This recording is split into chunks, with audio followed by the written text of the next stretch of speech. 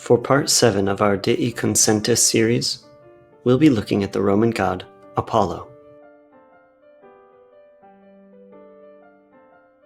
Like Minerva, who we discussed last week, Apollo was the god of many things.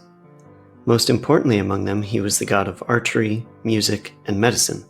And while Minerva was the goddess of craftsmanship, or the art of making things with your hands, Apollo was the god of the fine arts, such as painting, sculpting, and dancing. Maybe because of these finer arts, Apollo was also seen as a bringer of civilization. For example, the Romans of the Republic era believed that he oversaw their code of laws, the 12 tables, which are their equivalent of what we'd call a constitution today. Apollo, according to them, was responsible not only for inspiring these laws to be written, but also for maintaining the laws. If there was any god of the Big 12 who was equated with the sun, it would be him. Although not technically the god of the sun, in artwork, Apollo was sometimes depicted as having light come out of his body. This could be due to the knowledge of medicine and arts that he transmitted to mankind. Or it could just be because he was typically shown as being young and full of energy. Apollo was the son of Jupiter and had a twin sister Diana, who we'll talk about next. Interestingly, while the Romans changed many gods' names that they borrowed from the Greeks, Apollo is actually the same name as the Greek god on which he's based.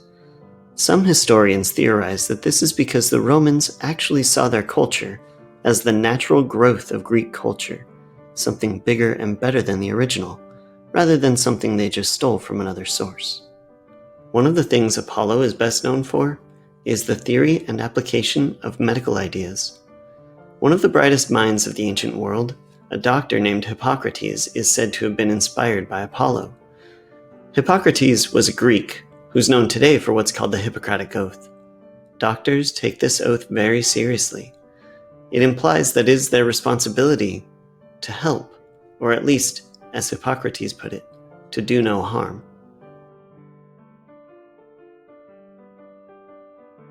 The most well-known symbol of Apollo is the lyre. It's a stringed instrument that was very common among the ancient Romans, both because it was relatively easy to learn and because it was relatively easy to make.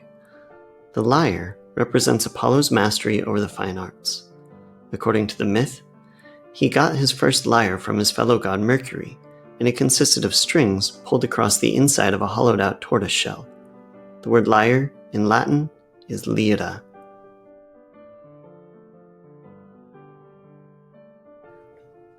Because of his dedication to medicine, the Romans worshipped Apollo when they needed to stay or get healthy.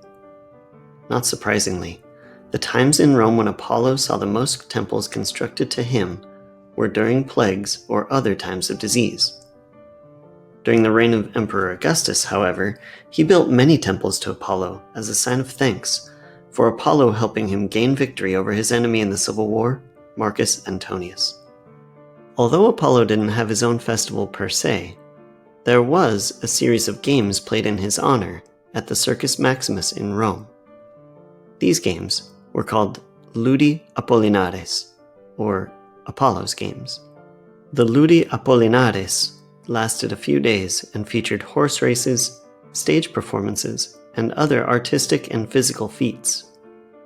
Although historians aren't quite sure why the Romans started having these games every year, one observer noted that there was a severe plague outbreak the year they became permanent. These games were hosted every year on July 13th.